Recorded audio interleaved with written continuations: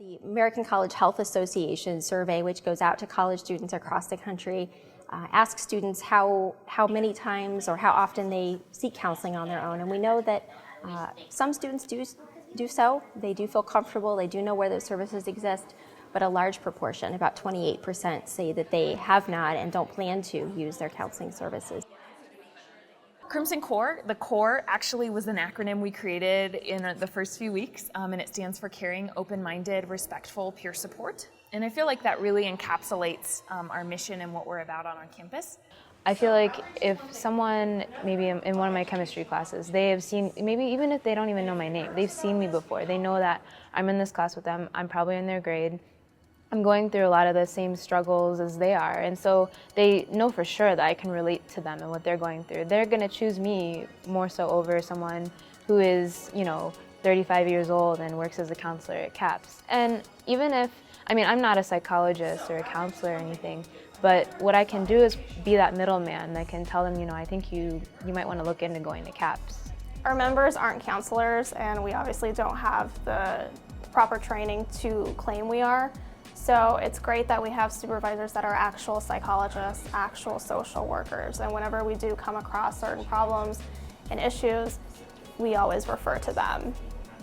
Usually in the spring semester, we offer applications, and the first year that we offered it, we had over 200 IU students apply to be members. We do our initial training, which involves things like ethics, confidentiality, resources on campus, and some very basic active listening skills.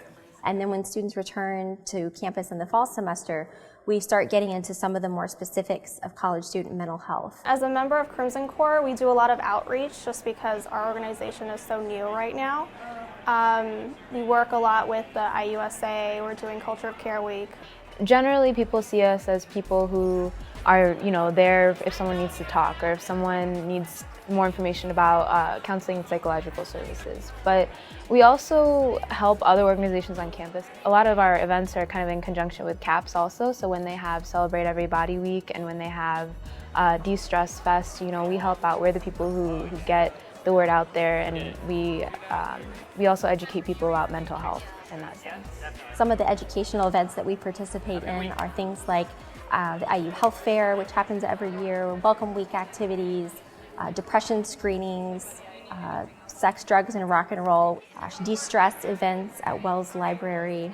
We did a Oktoberfest to pair with a tailgate last fall. Our overall goal with Crimson Core is to start changing the culture of college student mental health. We want students on this campus and everywhere to start talking about the topic. With this peer-to-peer support group, it really allows students to get sort of on the ground and be supportive in mental health awareness. Crimson Core really changes your perspective because you learn how to genuinely care for people, even though you might already genuinely care about people, but you learn how to put that into a more effective form of caring for people. Working in Crimson Core has helped me a lot in my personal life and also my academic life.